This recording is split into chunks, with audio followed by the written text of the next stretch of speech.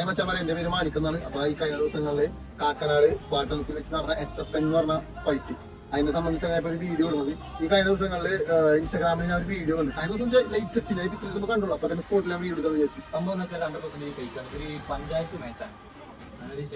ഇറന്നുകൊണ്ടല്ല, ഈ മണവാളൻ എന്ന് പറയുന്ന വ്യക്തിയെ വെച്ചിട്ട് ആരെങ്കിലും പേഴ്സണൽ ആയിട്ട് പ്രശ്നങ്ങളുണ്ടെങ്കിൽ അത് അങ്ങനെ കൊടുക്കണം.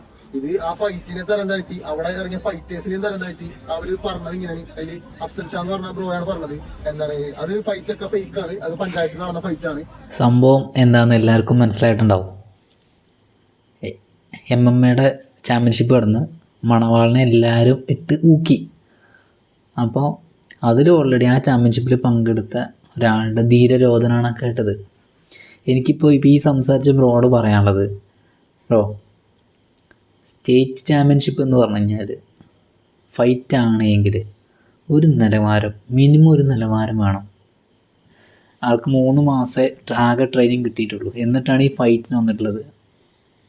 അതും പുള്ളിയോട് പറഞ്ഞിട്ടുള്ളത് ജസ്റ്റ് ഒന്ന് വാ, സ്റ്റേജ് ഫിയറൊക്കെ ഒന്ന് മാറുമല്ലോ എന്ന് പറഞ്ഞിട്ടാണ് നിങ്ങൾ ഈ ഫൈറ്റ് ജയിച്ചിട്ടുള്ളത്. ഞാൻ പറഞ്ഞത് സ്റ്റേറ്റ് ചാമ്പ്യൻഷിപ്പ് ആണെങ്കിൽ ആ ഒരു നിലവാരം കാണിക്കുക. മറ്റേ ബ്രോ പറഞ്ഞതിലൊരു തെറ്റുമില്ല. നിങ്ങളതൊരു നിലവാരമില്ലാത്ത പരിപാടിയാണ്. അതിനങ്ങനത്തെ നിലവാരമില്ലാത്ത പരിപാടിക്ക് പഞ്ചായത്ത് പരിപാടി എന്നുള്ളത് വേറെ എന്താ പറയുക.